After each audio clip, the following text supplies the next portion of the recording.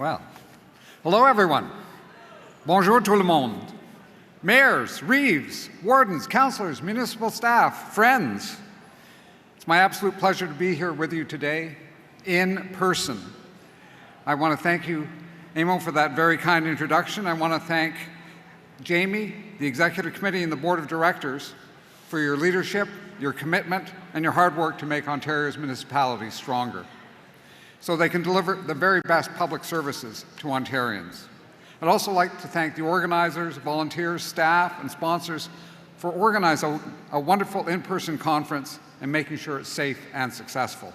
And of course, I want to thank all of you, Ontario's municipal leaders, for the work that you did day after day over the last 2 years to protect your communities during the global pandemic. Thanks to everyone's hard work and patience, experiencing Ontario this summer has been so much fun. So much fun. I'm happy to see the return of music, art, food, and festivals that showcase this beautiful province. I know all of us in this room have a similar vision for Ontario. We envision communities with world-leading healthcare, friendly libraries, and great parks. A place where a business in the north and a student in a northern school have the same chance at success as those in southern Ontario. A province where our highways are safe. And I know we can imagine a future, or we do imagine a future, that's safe and livable for our children and our grandchildren. I think we're all here in public life because we believe that that vision is achievable. This summer has been a summer of recovery after 2 long pandemic years. But I want to acknowledge that we're still in an unstable time. We still have some way to go to restore all our sectors and industries. And Ontario families are especially hurting. Because right as we finally get back out there and enjoy the world, the cost of living is shooting through the roof. I know many of you are also grappling with the need for more homes in your communities. And many of your critical services are under siege. The heartbreaking poverty, homelessness, and mental health and addiction epidemics in our communities are growing. There was a 40% spike in opioid-related deaths in 2020. Public health units are running on fumes. And municipalities that saw expenses skyrocket and revenue flag during the pandemic need help to build, rebuild, and improve infrastructure and services. At times of uncertainty, what you deserve is for Queen's Park to be a dependable funding partner. You deserve a no-surprises approach to municipal funding. AMO has always believed in this vision and led the way in pursuit of this goal. Vous avez travaillé diligemment avec la province comme avec le gouvernement fédéral, en vue de procurer aux municipalités un financement stable et prévisible.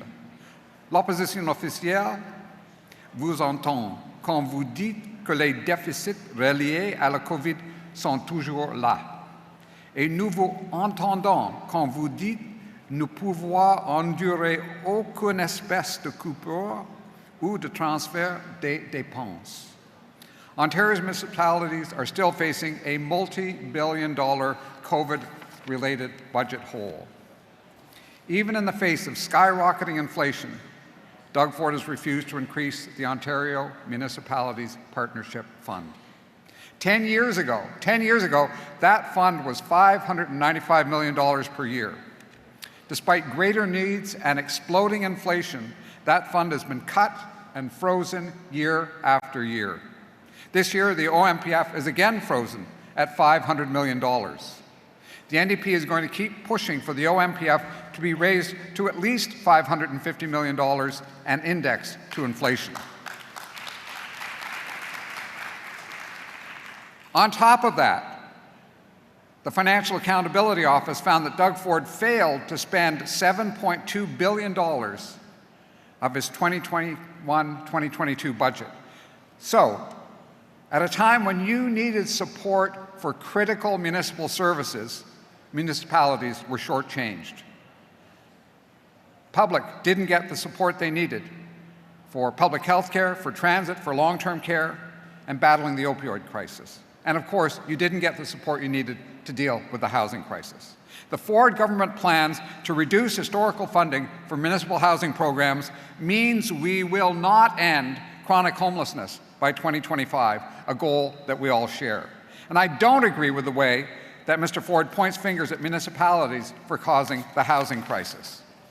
Mr. Ford is looking for a way to avoid provincial action on the housing crisis. Instead, he's focused on changing councils to a strong mayor system. Some of you may support that, and some of you may not. But when it comes to housing and other priorities, it misses the target by a country mile. It won't build a single home. It won't solve the infrastructure deficit that you're all facing. It won't fund your public transit systems, and it won't fund your public health units. I know you're worried about what will happen when the COVID public health subsidies end. And I know you're worried that the cut from 35 to just 10 public health units could still go ahead.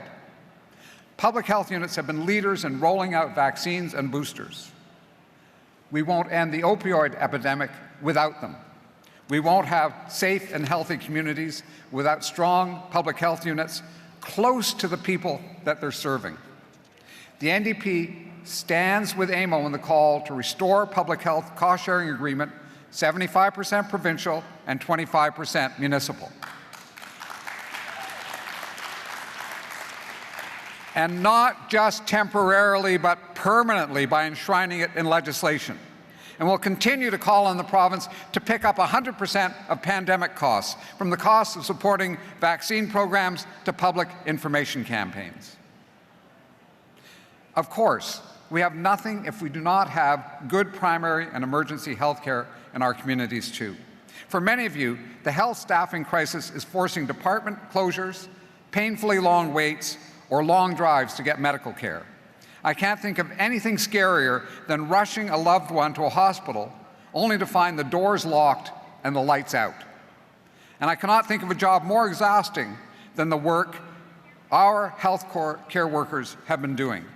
And that's why I'm going to keep fighting every day to lift wages and to introduce an urgent recruitment and retention program for healthcare workers in Ontario, a program to deliver doctors, nurses, and nurse practitioners to the north as well as to the rest of Ontario. A program to ensure rural and small-town hospitals can attract doctors and nurses who will stay and build a life in your communities. A program that will finally see thousands of internationally trained professionals get to work in towns and cities all over this great province. I also want to talk about broadband expansion because it's an essential service. It's essential for running a business, for learning, and for banking. But year after year, we've seen the Conservatives budget for it. We've seen them make announcements about it. We've even seen them show up for photo opportunities about it. Everything but the actual job of expanding broadband. According to the Financial Accountability Office, the Ford government spent only 3.6% of its $400 million broadband budget in 2021-2022. The year before, they spent 1.4% of the broadband budget. And the year before that, $0, not a dime. Some new contracts have been signed, and I'm hopeful. But your official opposition won't rest until this work is done and all Ontarians have broadband from Muskrat Dam to Prince Edward County.